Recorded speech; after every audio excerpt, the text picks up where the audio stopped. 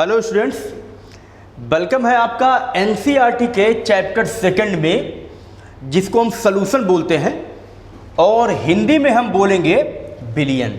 ठीक है, देखिए हम सॉल्यूशन से रिलेटेड ढेर सारी कमाल की चीज़ें जानेंगे जो आप कुछ जानते होंगे और कुछ नहीं जानते होंगे। तो चलिए स्टार्ट करते हैं सॉल्यूशन। हम स्टार्ट करते हैं सॉल्यूशन को, सबसे पहले स्टार्ट करेंगे डिफिनीशन से। हम स्टार्ट करेंगे डिफिनीशन ऑफ सॉल्यूशन।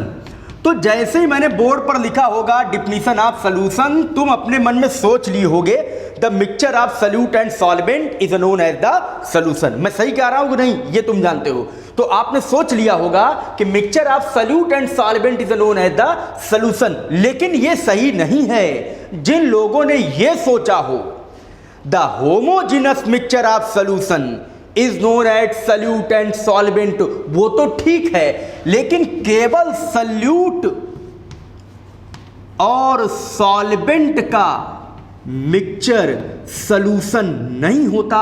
याद रखिए, सॉल्यूशन तो बच्चा वही होगा जो होमोजेनस होगा। जो होमोजेनस मिक्सचर होगा वही सॉल्यूशन होगा। चलिए थोड़ा और स्टैंडर्ड डिफिनीशन बनाते हैं। The homogeneous mixture of solute and solvent which are not reacting with each other, मतलब एक साथ मिलने पर रिएक्ट भी ना करें आपस में, this is known as the solution. तो डिफिनीशन वो बोलो जो कम लोग जाने। The homogeneous mixture of non reacting solute and solvent is known as the solution. अब प्रश्न उठता है कि क्या है सॉल्यूट और क्या है सॉल्यूशन। तो ध्यान दो कि अगर हमारे पास 2 ग्राम शुगर है, 2 ग्राम चीनी है, और हमारे पास मान लो 1 लीटर क्या है वाटर। याद रखो, वाटर एक प्रकार का यूनिवर्सल सॉल्वेंट होता है, आसानी से मिलता है, मतलब इजीली अवेलेबल है और हमेशा सॉल्वेंट की तरीके से बिहेव करता है। तो वाटर यूनिवर्सल सॉल्वेंट है। देखो, वाटर का अमाउंट ज्यादा है और शुगर का अमाउंट कम है, तो डिफिनीशन क्या है? What is the definition? Definition ये है कि जो लेस अमाउंट में होता है और जिसको डिसॉल्व किया जाता है वो सॉल्यूट है, और जो लार्ज अमाउंट में होता है जिसमें सॉल्यूट डिसॉल्व होता है उसको हम क्या बोलते हैं? सॉल्वेंट बोलते हैं। तो तुम्हारे दिमाग में बात आई कि शुगर को वाटर में डिसॉल्व किए तो शुगर सॉल्यूट है और वाटर क्या है? सॉल्वेंट। चलो एक बात और करते हैं।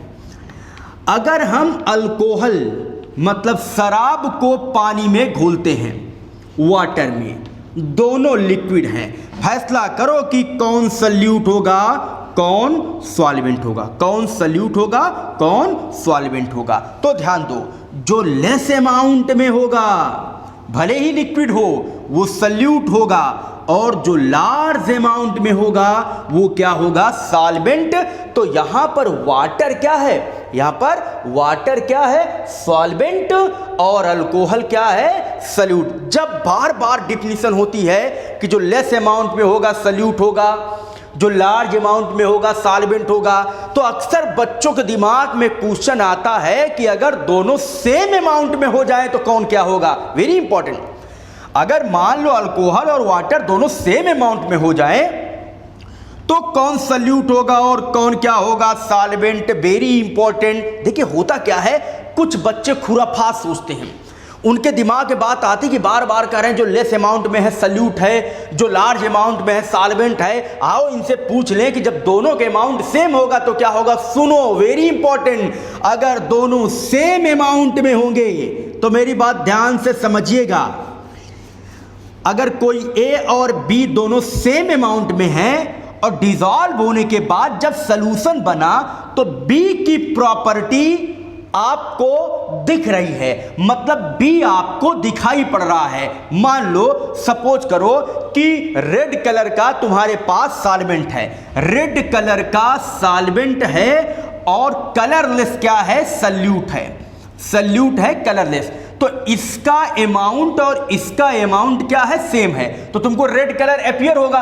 तो जो अपीयर होगा वो क्या होता है, सॉल्वेंट, और जो नहीं होता है वो क्या होता है, सॉल्यूट। हालांकि ये इस तरीके के क्वेश्चन ना के बराबर मिलते हैं, फिर भी जानते रहो जो दो प्रॉपर्टी अगर दोनों की मात्राएं बराबर हो, दोनों का अमाउंट सेम हो, तो जिसकी प्रॉपर्टी उभर कर सामने आएगी वो क्या होगा, सॉल्वेंट होगा, और जिसकी दब जाएगी वो क्या होगा, सॉल्यूट होगा। तो आई होप आप जान गए होंगे कि सॉल्यूशन की डिफिनीशन क्या है, सॉल्यूट क्या होता है, सॉल्वेंट क्या होता है। तो बोलो, the homogeneous mixture which is not react with each other, mixing of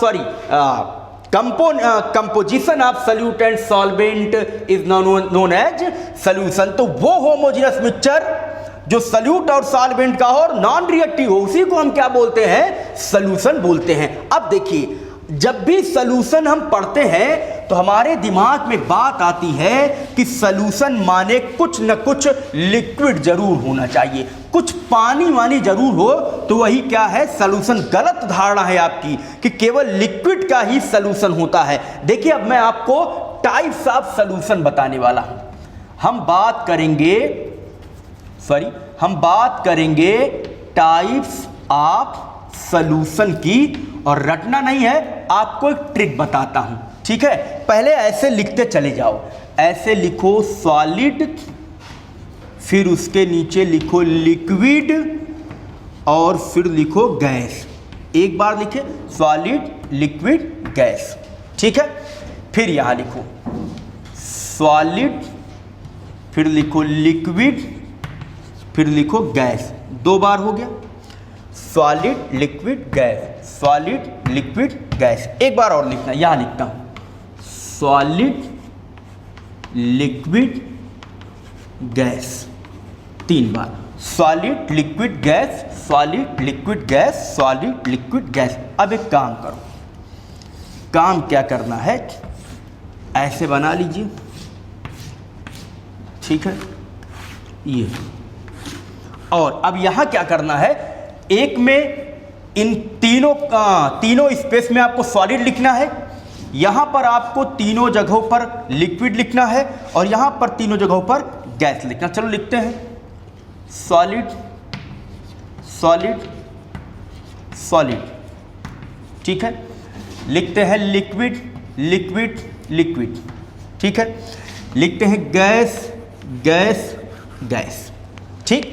तो देखो, 3 तरीके का सॉल्यूशन हमने तैयार किया। देखो कितने तरीके का सॉल्यूशन होता है, सॉलिड सॉलिड का, लिक्विड सॉलिड का, गैस सॉलिड का, सॉलिड लिक्विड का, लिक्विड लिक्विड लिक्विड का, गैस लिक्विड का, सॉलिड गैस का, लिक्विड गैस का, गैस और गैस का। अब बच्चों मेरी बात ध्यान से सुनो, बेहद इंपॉर्टेंट क्या है कि आपको जानना पड़ेगा इनके एग्जाम्पल्स, ठीक है। हम सोच के लिखेंगे, मैं आपको ऐसी चीज बताऊंगा कि आपको रटना नहीं, हम सोच के लिखेंगे क्या होता है। तो चलो, जो आसानी से हम जानते हैं पहले हम उसकी बात करते हैं। तो चलो आओ, बात किसकी करते हैं। मुझे लगता है कि अगर हम सॉलिड और लिक्विड की बात करें कि कोई सॉलिड लिक्विड में घुला हो, तो बोलो एग्जाम्पल।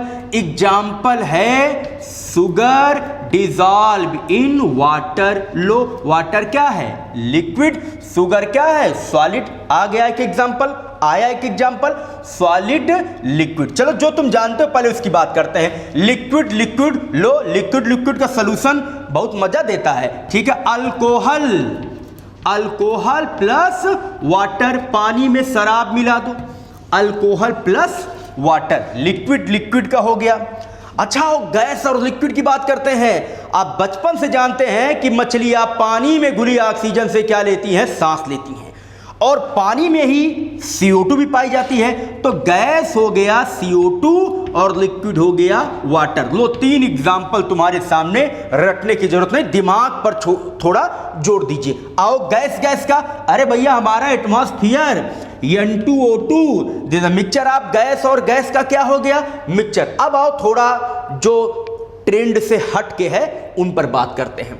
अच्छा, सॉलिड सॉलिड का क्या सॉल्यूशन होगा, आओ जरा ध्यान दें, ठीक है। सॉलिड सॉलिड का क्या सॉल्यूशन होगा, देखिए, याद करिए एलॉयस, याद करो जो हमारी सोने की अंगूठी बनती है उसमें लोग गिन्नी सोना मिलाते हैं, ढेर सारी चीजें मिलाकर तब रिंग को तैयार करते हैं। मतलब द मिक्सचर ऑफ, इसका एग्जाम्पल है ब्रांज। ब्रांज एक प्रकार का एलॉयस है, इसका एग्जाम्पल है mixture of gold. This is the example of solid and solid. ठीक है, और लिक्विड और सॉलिड की बात करते हैं। किसकी बात करते हैं? लिक्विड और सॉलिड की। याद करिए, एस ब्लॉक में आपने पढ़ा होगा अमलगम होता है मरकरी का, और इसमें सॉलिड होता है Na, मतलब सोडियम सॉलिड और लिक्विड। आप जानते हैं मरकरी लिक्विड स्टेट में होता है, तो मरकरी लिक्विड और Na सॉलिड मिलकर बनाता है लिक्विड और सॉलिड का सॉल्यूशन। आओ गैस और सॉलिड का, भैया बहुत खतरनाक है ऑर्गेनिक के लिए। देखो, एक कैटलिस्ट होता है बच्चा, पैलेडियम, Pd, ये कैटलिस्ट है। ऑर्गेनिक में आप पढ़ेंगे, पैलेडियम कैटलिस्ट है। इसके सरफेस पर चिपक जाती है हाइड्रोजन गैस। क्या चिपकती है? Hydrogen gas. तो सॉलिड के सरफेस पर आ गई गैस, ये है गैस और सॉलिड का सॉल्यूशन। आओ बात करते हैं सॉलिड और गैस की। सॉलिड और गैस के सॉल्यूशन की बात करते हैं, और फिर बात करते हैं लिक्विड और गैस की। तो चलो पहले लिक्विड और गैस की अगर बात करते हैं तो वेपर डिसॉल्व इन एयर, मतलब जो वेपर एयर में होता है, तो एयर हो गया गैस और तुम्हारा वेपर हो गया क्या? लिक्विड। ठीक है, अब बात करते हैं सॉलिड और लिक्विड की। ध्यान दो,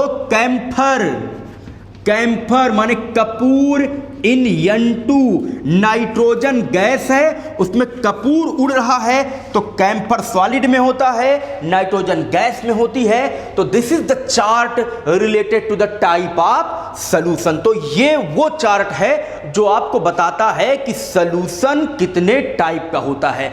मैंने सबको डिस्क्राइब कर दिया कि कौन किस तरीके से होता है, क्या मिल गया, क्या अल्कोहल है, क्या किस तरीके से। इसका स्क्रीनशॉट लेके आप अपने पास रख सकते हैं। अब देखिए, आफ्टर टाइप्स ऑफ सॉल्यूशन, अभी कुछ और टाइप बचे हैं सॉल्यूशन की, जिन पर हम डिस्कस करेंगे। अभी सॉल्यूशन का कुछ और टाइप है जिन पर हमको डिस्कस करना है। ठीक है, चलिए बात करते हैं सॉल्यूशन के टाइप पर। देखिए, एक होता है, हम बात करते हैं, एक होता है बाइनरी सॉल्यूशन, एक होता है टर्नरी सॉल्यूशन, एक होता है quaternary solution. Binary, ternary, quaternary. Binary का मतलब 2 कंपोनेंट सिस्टम, टर्नरी का मतलब 3 कंपोनेंट सिस्टम, क्वाटर्नरी का मतलब 4 कंपोनेंट सिस्टम। याद रहे, कोई कितना भी कंपोनेंट सिस्टम हो, सॉल्वेंट केवल एक होगा बच्चा। सॉल्वेंट केवल कितना होगा? एक। जैसे आप 2 सॉल्वेंट नहीं ले सकते हैं, सॉल्वेंट एक ही होगा। बाइनरी का मतलब हो गया, बोलो बोलो, बाइनरी का मतलब शुगर इन वाटर, 2 लोग, इन नहीं, एक शुगर एक वाटर, बाइनरी सॉल्यूशन। आओ बात करते हैं टर्नरी की। किसकी बात करें? टर्नरी की। अरे बोलो बच्चा, sugar plus salt plus water, this is known as ternary solution. Sugar, salt, water, क्या हो गया? टर्नरी सॉल्यूशन हो गया। या एक एग्जांपल है alcohol plus water plus acetic acid, ये भी क्या हो गया? टर्नरी सॉल्यूशन हो गया। ठीक है, आओ क्वाटर्नरी की बात करते हैं। थोड़ा लेमन है, थोड़ा साल्ट है, सिरंजी बनाना है, थोड़ा सा शुगर है और एक सॉल्वेंट है वाटर। लीजिए, शरबत तैयार हो गया। Lemon, salt, sugar, water. How many component? 1 2 3 4। तो क्वाटर्नरी सॉल्यूशन में कितने कंपोनेंट होते हैं? 4। टर्नरी में कितने होते हैं? 3। और बाइनरी में कितने होते हैं? 1। और प्राइमरी कुछ होता नहीं, क्योंकि एक अकेला मिलकर सॉल्यूशन का फॉर्मेशन नहीं कर सकता। ये आपने डेफिनेशन में देखा है। अभी देखिए, अभी काम खत्म नहीं हुआ। अब हम एक और बात करते हैं, एक्वस सॉल्यूशन। एक्वस सॉल्यूशन और नॉन एक्वस सॉल्यूशन। भैया एक्वस माने होता है पानी, ध्यान दो, वाटर, ठीक है। अगर किसी सॉल्यूशन में सॉल्वेंट पानी है तो एक्वस होगा। सॉल्वेंट अल्कोहल है, सॉल्वेंट बेंजीन है, सॉल्वेंट ईथर है, पानी के अलावा कुछ भी हो लेकिन पानी ना हो, वो क्या होगा? Non aqueous solvent. क्या होगा? Non aqueous solvent. और सॉल्यूशन भी नॉन एक्वस सॉल्यूशन कहलाएगा, ठीक है। अभी टाइप्स पूरी तरीके से खत्म नहीं हुई हैं। अब हम बात करते हैं सॉल्यूशन में 3 और टाइप के सॉल्यूशन। सॉल्यूशन के टाइप में 3 और सॉल्यूशन की बात करते हैं। हम सबसे पहले बात करते हैं सैचुरेटेड सॉल्यूशन। सैचुरेटेड सॉल्यूशन, ठीक है। फिर हम दूसरी बात करेंगे अनसैचुरेटेड सॉल्यूशन, ठीक है। और फिर मैं तीसरी बात आपसे करने वाला हूं super saturated. Super saturated 3 type, saturated, unsaturated and super saturated solution. तो आओ सैचुरेटेड की बात करते हैं। ध्यान दो भैया, सपोज करिए कि हमारे पास वाटर है, ठीक है, हमारे पास वाटर है और इसमें हम डिसॉल्व कर रहे हैं शुगर, ठीक है। ये हो गया सल्यूट और ये हो गया सॉल्वेंट, ठीक है। क्या है सैचुरेटेड सॉल्यूशन? देखिए सैचुरेटेड सॉल्यूशन ऐसा सॉल्यूशन होता है जिसमें कुछ देर बाद सल्यूट डिसॉल्व होना बंद कर दे। मतलब सल्यूट सॉल्वेंट में जाता, 1 ग्राम घोले घुल गया, दूसरा ग्राम शुगर का डिसॉल्व किए घुल गया, तीसरा ग्राम डिसॉल्व किए घुल गया, चौथा ग्राम डिसॉल्व किए घुल गया, 5वां ग्राम डिसॉल्व करना बंद कर दिया, मतलब सैचुरेटेड हो गया। That type of solution in which you can not mix the extra solute in solvent after some time. कुछ देर बाद आप एक्स्ट्रा सॉल्यूट को सॉल्वेंट में घोल नहीं सकते हैं। अब प्रश्न उठता है क्यों? व्हाई? ऐसा क्यों होता है कि क्यों आप सॉल्यूट को सॉल्वेंट में डिसॉल्व नहीं कर सकते हैं? तो मेरी बात को ध्यान से सुनिएगा, ठीक है। देखो भैया, सपोज करो होता क्या है, शुगर का आपने 1 ग्राम डाला, येलो कलर दिखा रहा हूं, 1 ग्राम ऐसे आया, 1 2 3 4, 1 ग्राम।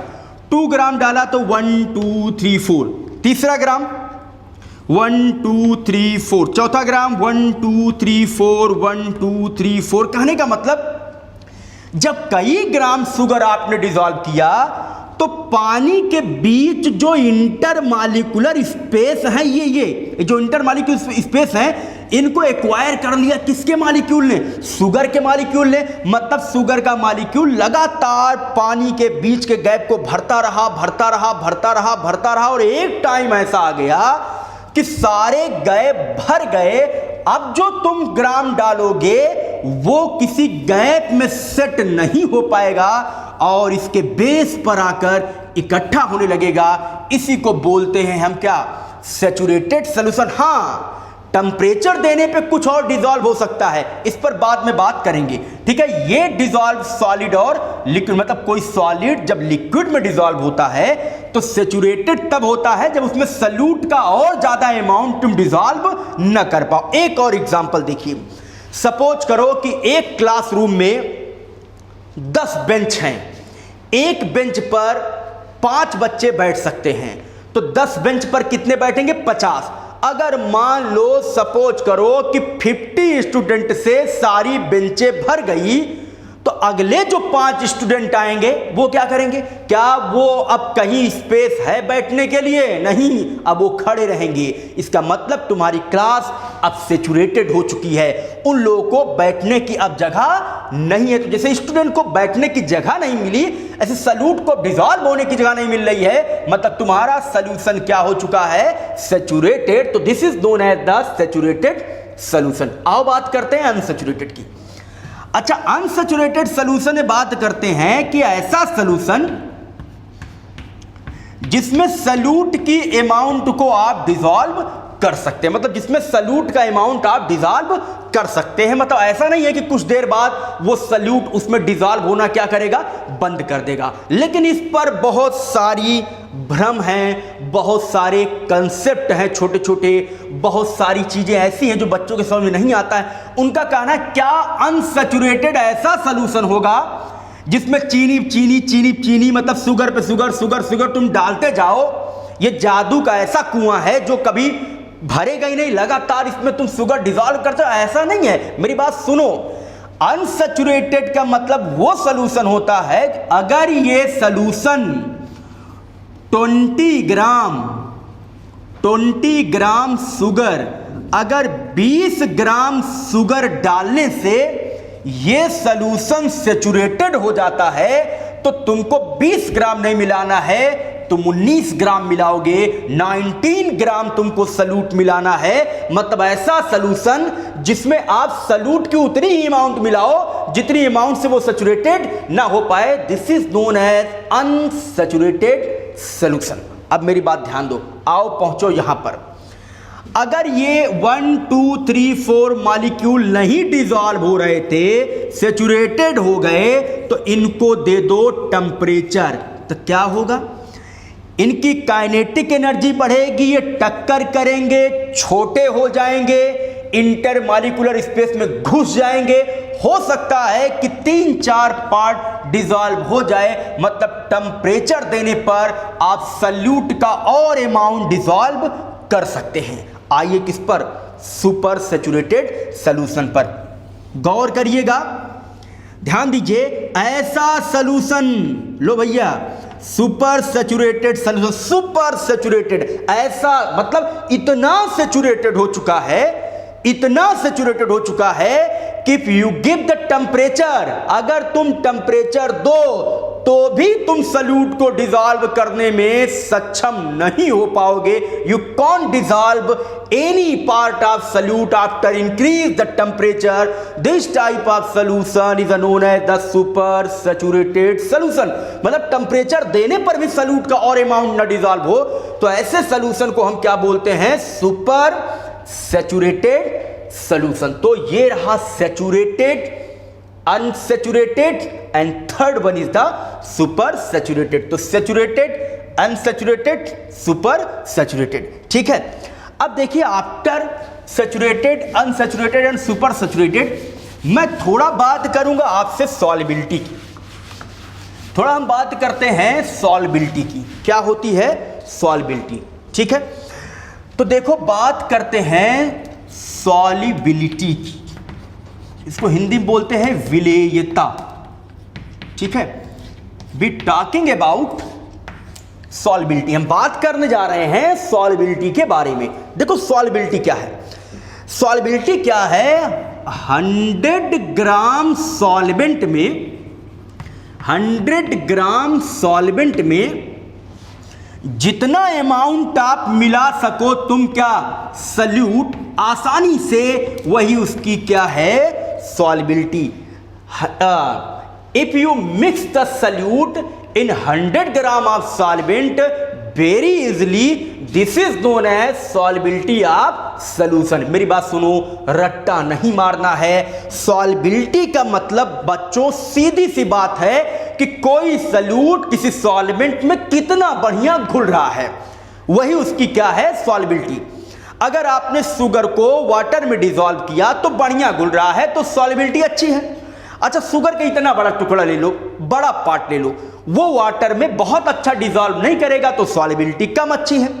और अगर आपने बालू को पानी में मिला दिया तो क्या घुलेगा, सॉल्युबिलिटी एकदम खराब। यही है सॉल्युबिलिटी। ये 100 ग्राम ये तो क्यों लिखने के लिए कि तुम छाप आओ पेपर में सॉरी, लेकिन कंसेप्ट तुम्हारे माइंड में क्या होना चाहिए, सॉल्युबिलिटी का मतलब डिसॉल्विंग पावर, कौन कितना बढ़िया किसमें घुल रहा है, वही क्या है सॉल्युबिलिटी। हाँ अब इंपॉर्टेंट पार्ट पे आ रहा हूं, कुछ फैक्टर ऐसे होते हैं जो सॉल्युबिलिटी को अफेक्ट करते हैं, ठीक है। हम दो तरीके की बात करेंगे, इंटरेस्टिंग बात मैं करने वाला हूं, ठीक है, ध्यान दीजिएगा।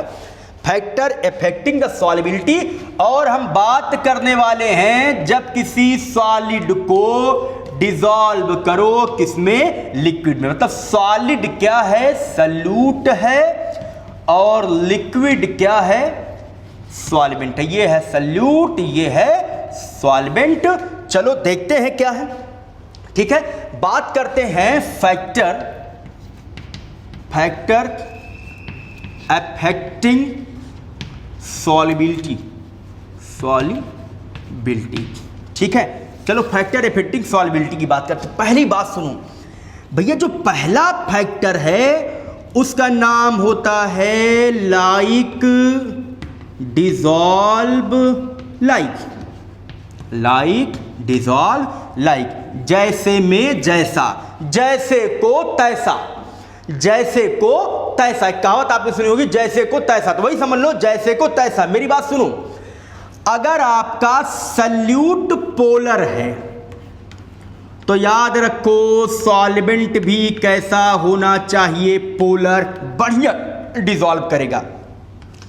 अगर तुम्हारा सल्यूट नॉन पोलर है तो सॉल्वेंट भी कैसा होना चाहिए, नॉन पोलर।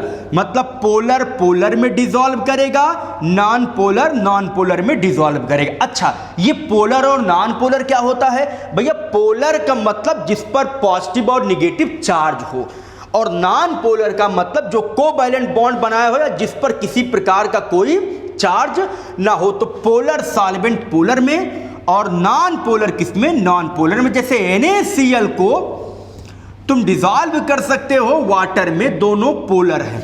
ठीक है, और अगर CCl4 सॉल्वेंट है, कार्बन टेट्राक्लोराइड, ये नॉन पोलर है, तो इसमें कुछ नॉन पोलर चीज डिसॉल्व कर सकते हो। जैसे तुम डिसॉल्व कर सकते हो अल्कोहल को, आप डिसॉल्व कर सकते हैं बेंजीन में। किसमें? बेंजीन में। तो नॉन पोलर पोलर पोलर, ये पहली प्रॉपर्टी है लाइक डिसॉल्व लाइक, की पोलर पोलर में और नॉन पोलर किस में डिसॉल्व होगा, नॉन पोलर में डिसॉल्व होगा। इसको थोड़ा मैंने ज्यादा बड़ा लिख दिया है।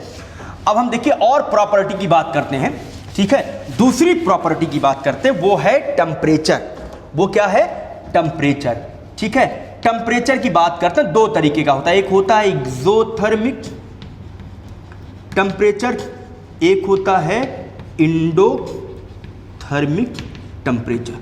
ठीक है, देखो डेल्टा H इसके लिए नेगेटिव होता है, डेल्टा H इसके लिए पॉजिटिव होता है। एंथैल्पी चेंज है ये। ठीक है, देखो क्या करते हैं, अगर किसी सॉलिड को तुमने लिक्विड में डिसॉल्व किया, मतलब सल्यूट है सॉलिड और सॉल्वेंट है लिक्विड। हमेशा अपने दिमाग में लिए रहो कि शुगर को वाटर में डिसॉल्व करते हैं, साल्ट को वाटर में डिसॉल्व करते हैं, हम उसी की बात कर रहे हैं।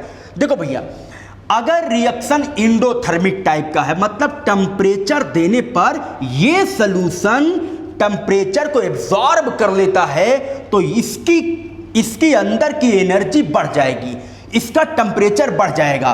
टेम्परेचर बढ़ेगा तो मॉलिक्यूल की काइनेटिक एनर्जी बढ़ेगी, काइनेटिक एनर्जी बढ़ेगी तो दो मॉलिक्यूल टकराएंगे तो उनका साइज क्या हो जाएगा? छोटा।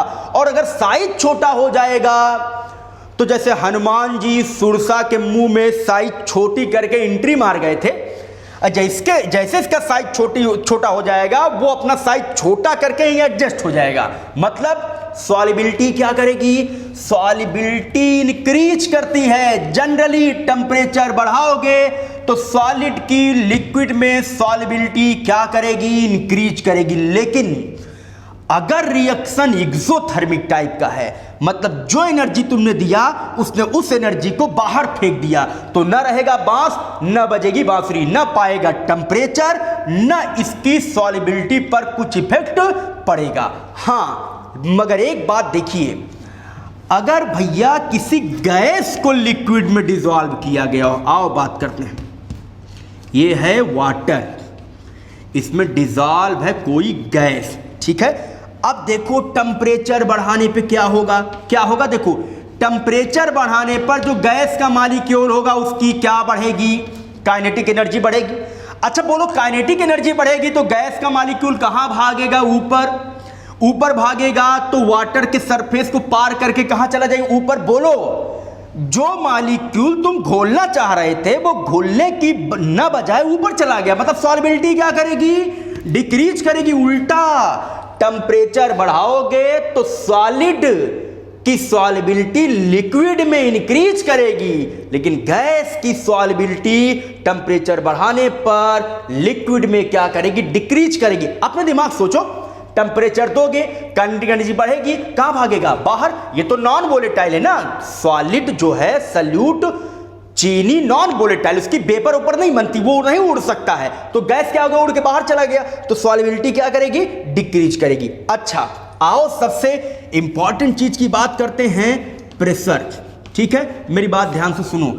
अगर किसी सॉलिड को लिक्विड में तुमने घोला है, अगर चीनी को पानी में घोला है, तो टेम्परेचर लगाने पर कोई प्रभाव नहीं पड़ेगा, मतलब प्रेशर का सॉल्युबिलिटी पर कोई इफेक्ट नहीं पड़ता। सारी सॉल्युबिलिटी पे नहीं दुनिया की, केवल सॉलिड की किसमें, लिक्विड में। यहां आओ, सोचो सोचो सोचो, उत्तर दो, सोच के उत्तर दो। बोलो प्रेशर बढ़ाओगे, हाँ प्रेशर बढ़ाए, गैस का मॉलिक्यूल कहां जाएगा, बोलो बोलो, क्या बोले, हाँ अंदर जाएगा ना, गैस का मॉलिक्यूल अंदर गया। अच्छा बोलो अंदर जाएगा तो क्या होगा, घुलेगा, डिसॉल्व होगा। बोलो सॉल्युबिलिटी इंक्रीज करेगी, किसकी, गैस की लिक्विड में। कब, जब इंक्रीज करोगे क्या, प्रेशर। लेकिन सॉलिड की लिक्विड की सॉल्युबिलिटी पर प्रेशर का कोई इफेक्ट नहीं पड़ेगा। अब आपको मैं की पॉइंट बताने वाला हूं, वेरी इंपॉर्टेंट पॉइंट।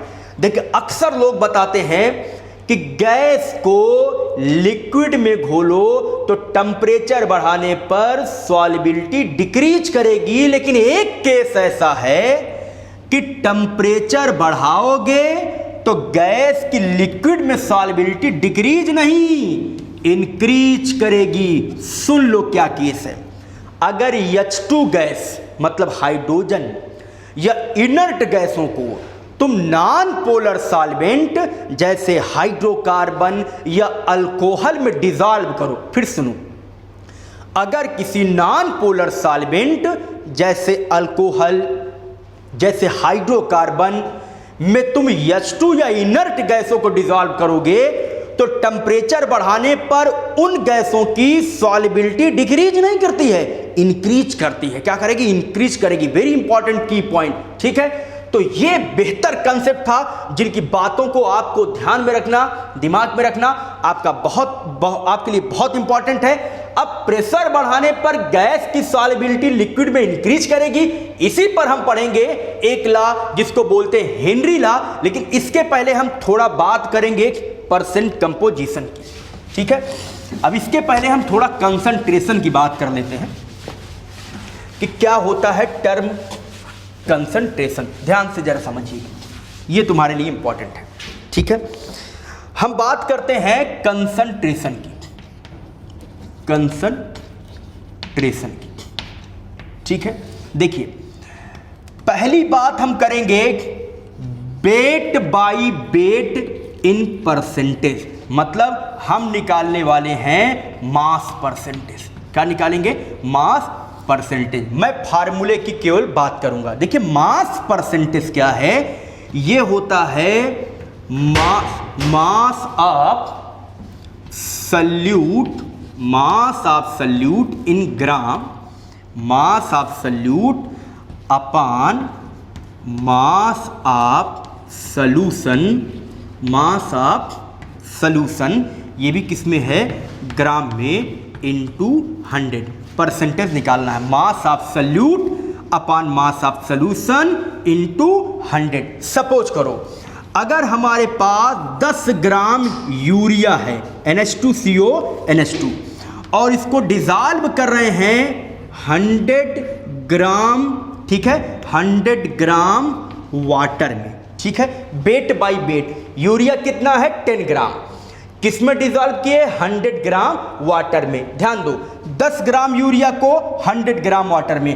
अगर कंसेप्ट वेट बाय वेट का परसेंटेज है बच्चा, तो अगर तुम 10 ग्राम यूरिया को 90 ग्राम वाटर में डिसॉल्व करोगे तो चलेगा। कहने का मतलब ये सल्यूट का अमाउंट कांस्टेंट है और इसका फेर बदल तुम कर सकते हो, ये 90 हो, ये 80 हो, ये 100 हो, ये 70 हो, चलेगा जब वेट बाई वेट हो। क्या है? वेट बाई वेट हो। अब दूसरा परसेंट कंपोजिशन होता है उसको बच्चा बोलते हैं weight by volume percentage. Very important, mass of solute upon mass of solution into 100। ये है किसमें? ग्राम में। ये है किसमें? लीटर में। वॉल्यूम, ठीक है, वॉल्यूम ऑफ सॉल्यूशन लीटर। अब देखो वॉल्यूम कभी चेंज नहीं होता। अब सुनो, अगर 10 ग्राम यूरिया को 100 millilitre solution, sorry 100 litre solution में, या आप इसको मिलीलीटर मान लीजिए, सॉरी 100 मिलीलीटर सॉल्यूशन में तुमने डिसॉल्व किया। 10 ग्राम यूरिया को 100 मिलीलीटर सॉल्वेंट में तुमने डिसॉल्व किया, तो अब तुम 10 ग्राम यूरिया को 90 मिलीलीटर में डिसॉल्व नहीं कर सकते। याद रहे, अगर वेट बाई वॉल्यूम है, वेट बाई वॉल्यूम है तो वॉल्यूम फिक्स होता है, इसमें कोई चेंजिंग नहीं होगी। ये 10/100 ही रहेगा, इसको तुम 90 में कन्वर्ट नहीं कर सकते। लेकिन अगर वेट बाई वेट है तो तुम कन्वर्जन कर सकते हो। न्यूमेरिकल लगाने में बहुत इंपॉर्टेंट ये कंसेप्ट आपका सिद्ध होगा। वेट बाई वेट है, चलेगा, बदलते रहो, वेट बदलता है। वेट बाई वॉल्यूम है तो वॉल्यूम चेंज नहीं होगा, आपको 100 मिलीलीटर ही रखना पड़ेगा। ठीक है। अब तीसरा कंसेप्ट होता है वॉल्यूम बाई वॉल्यूम परसेंटेज। ये this is not very important.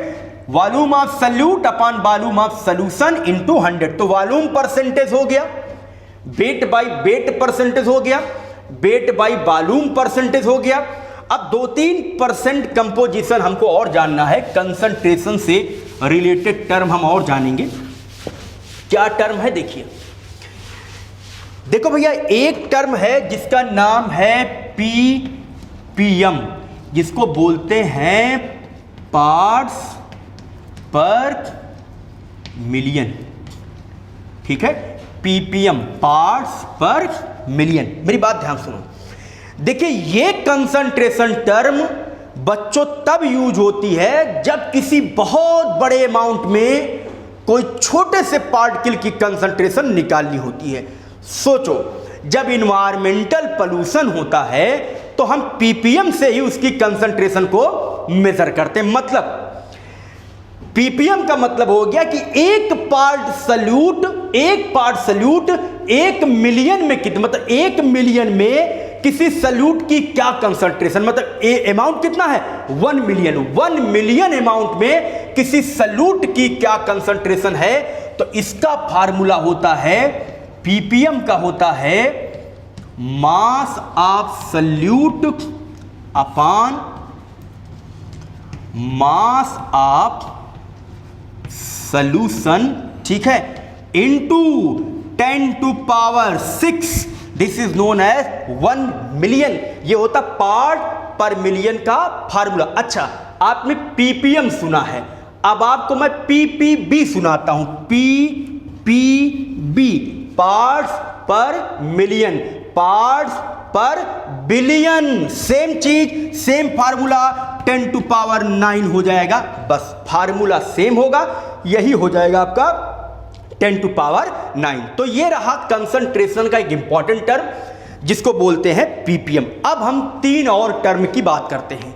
एक बात करेंगे मोलैरिटी की, फिर बात करेंगे मोलैलिटी की, फिर बात करेंगे नॉर्मेलिटी की, और देन कुछ और बताऊंगा आपको अलग। ठीक है, देखिए हम बात करते हैं मोलैरिटी की। मोलैरिटी, ठीक है, वी डिस्कस अबाउट मोलैरिटी। क्या होता है मोलैरिटी? मोलैरिटी को कैपिटल एम से रिप्रेजेंट करते हैं। इसके पहले मैं तुमको बताऊंगा, जो मोल होता है भैया, इसको स्मॉल एन से रिप्रेजेंट करते हैं, और ये इज इक्वल टू होता है W/m। अच्छा, W क्या है? W है मास ऑफ सल्यूट इन ग्राम। ठीक है। अच्छा, M क्या है? M है मोलर मास। M क्या है? Molar mass. तो number of mole is equal to होता है W/m। ठीक है। अच्छा देखो क्या है मोलैरिटी, क्या है? देखो आगे क्या है, मोल। जो भी मोल से शुरू हो उसमें सल्यूट हमेशा क्या होता है, मोल होता है। ठीक है, अगर आप किसी 1 मोल सल्यूट को ऐसे सॉल्यूशन में डिसॉल्व कर रहे हैं जिसका वॉल्यूम लीटर में है, तो इसकी हम फार्मूले से ही इसको डिफाइन कर देंगे। तो मतलब molarity capital M is equal to होता है number of moles of solute, number of mole of solute upon volume of solution in litre. ठीक है, वॉल्यूम ऑफ सॉल्यूशन लीटर। अच्छा, number of mole of solute को तुम क्या बोलते हो, स्मॉल एन। आओ यहां स्मॉल एन लिख ले। अच्छा, वॉल्यूम को क्या बोलते हो, V। ये किसमें है, लीटर में। चलो और आगे चलो, इस एन को तुम क्या बोलते हो, W/M। तो चलो यहां लिख लो W/M इंटू क्या, V। अच्छा, V किसमें है, लीटर में। अगर मिलीलीटर में कन्वर्ट करोगे तो इंटू 1000 तुमको करना पड़ेगा। ठीक है, this is your formula of molarity, W/M into B। पहचानो क्या है, मास ऑफ सल्यूट, क्या है मॉलिक्यूलर मास या मोलर मास, क्या है वॉल्यूम इन मिलीलीटर। अच्छा, अब एक इंपॉर्टेंट चीज और देखिए, ये जो मोलैरिटी है, ये वॉल्यूम है, इसमें molarity dependent on the temperature. ये टेम्परेचर डिपेंडेंट पॉइंट है। दूसरा पॉइंट क्या है, molarity completely depend upon the temperature. Molarity temperature पर डिपेंड करती है। ठीक है, और तीसरा बेहद इंपॉर्टेंट पॉइंट आपको बताऊंगा, if density is a given, अगर कभी डेंसिटी गिवन है तो एक मोलैरिटी निकालने का फार्मूला है, molarity is equal to percentage, मतलब आपको परसेंट और डेंसिटी दोनों दी है, percent into D into 10 by molecular mass, molecular mass. यहां से आसानी से मोलैरिटी आ जाएगी, percent into D into 10 upon molecular mass. अच्छा, ये 10 कहां से आया, असल में ऊपर 1000 और नीचे 100 होता है, तो कैंसिल करने से यहां पर 10 आ जाता। कुल मिला के मोटी मोटी बात यह है, तुम ये याद की रहो, अगर परसेंट और डेंसिटी गिवन हो तो तुम मोलैरिटी निकाल सकते हो, percent into D into 10 upon molecular mass. ठीक है, ये टर्म रहा मोलैरिटी। टेम्परेचर डिपेंडेंट है, कैपिटल M से रिप्रेजेंट करते हैं, N मतलब number of mole is equal to W/M। ठीक है, after molarity we discuss the term. चलिए यूनिट की बात करते हैं। यूनिट की बात करते हैं तो वॉल्यूम की, ये बोलो मोल की यूनिट क्या है, ये क्या है, मोल है, मोल। ठीक है, पर इसकी क्या है, लीटर। तो इसकी जो यूनिट होती है वो होती है मोल पर लीटर। यूनिट क्या है, मोल पर लीटर। तो मोलैरिटी की यूनिट होती है मोल पर लीटर। ठीक है, अच्छा देखिए, मोलैरिटी के बाद हम थोड़ी सी चेंजिंग करते हैं, थोड़ी सी चेंजिंग करेंगे। ठीक है, इस फार्मूले में, बाकी सब सेम है। ठीक, देखिए मोलैरिटी के बाद हम बात करते हैं मोलैलिटी की। Molality represented by small m। अब ध्यान दो, ये भी मोल से शुरू है, तो number of mole of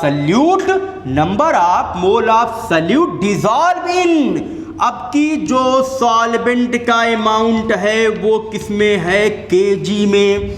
number of mole of salute dissolve in 1 kg of solvent, किसमें, 1 kg ऑफ सॉल्वेंट। तो मास ऑफ सॉल्वेंट किसमें है, kg में। तो देखो नंबर ऑफ मोल क्या हो गया, n। मास को क्या लिखे, m, वो किसमें हो गया, kg में। n की जगह क्या लिखे, W/M। फिर इसको लिख दो कैपिटल M।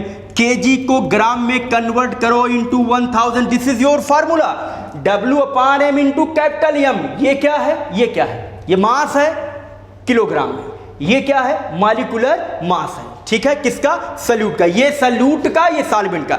छोटा वाला m सल्यूट का मास, बड़ा वाला m सॉल्वेंट का मास। ऑलवेज रिमेंबर, न्यूमेरिकल लगाते समय यूज करेगा। अब देखो, क्योंकि मास कभी बदलता नहीं है, इसलिए मोलैरिटी टेम्परेचर पर डिपेंड नहीं करती। अच्छा चलो यूनिट की बात करें तो ऊपर तो हो गया मोल, नीचे हो गया kg, तो यूनिट क्या हो जाएगा, मोल पर kg। क्या हो जाएगी, मोल पर kg। अब तो देखिए दो इंपॉर्टेंट चीजें बची हैं। मैं कंसंट्रेशन टर्म में बात करता हूं, एक इंपॉर्टेंट टर्म जिसका नाम है नॉर्मेलिटी।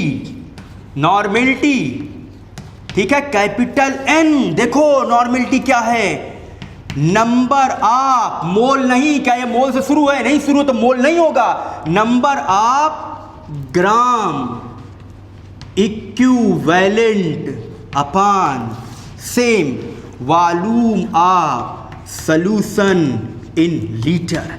ठीक है, अगर ग्राम इक्विवेलेंट को लीटर में डिसॉल्व किया जाए तो इसको हम क्या बोलते हैं, नॉर्मेलिटी। और नॉर्मेलिटी बराबर एक और होता है, normality is equal to n factor into molarity, into molarity. Listen, this n factor is very important for JEE, NEET and any competitive examination. याद रखिए, जितना टर्म मैंने तुमको बताया कंपटीशन की, जिससे सब important, this is very important.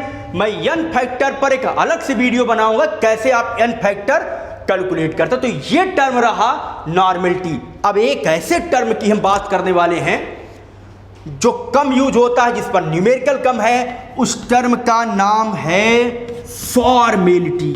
Formality, this term is known as the formality represented by the F. ध्यान दो, फॉर्मेलिटी तब यूज होती है, formality is use always for the ion. यहां पर मॉलिक्यूलर मास नहीं होता है बच्चा, यहां पर होता है फार्मूला मास। क्या होता है, फार्मूला मास। मान लो तुम्हारे पास NaCl, Na पर प्लस Cl पर माइनस, तो जब आयंस की कंसंट्रेशन को कैलकुलेट करना होता है तो मॉलिक्यूलर मास टर्म का यूज न करके हम फार्मूला मास टर्म का यूज करते हैं। हालांकि बात दोनों एक ही है, लेकिन हम फार्मूला मास टर्म का यूज करते हैं। तो जब आयंस की कंसंट्रेशन कैलकुलेट करना हो और फार्मूला मास दिया हो तो हम बात किसकी करते हैं, फॉर्मेलिटी की बात करते हैं। अब देखिए, एक लास्ट कंसंट्रेशन का टर्म बचा है, लेकिन चलिए उस टर्म की बात हम हेनरी लॉ के पहले कर देंगे। तो आज का वीडियो आपके लिए बहुत इंपॉर्टेंट था, ये बेस है सॉल्यूशन की। तो please like, subscribe and shares VKT chemistry bye Vivek Tiwari. Thank you for watching solution part 1।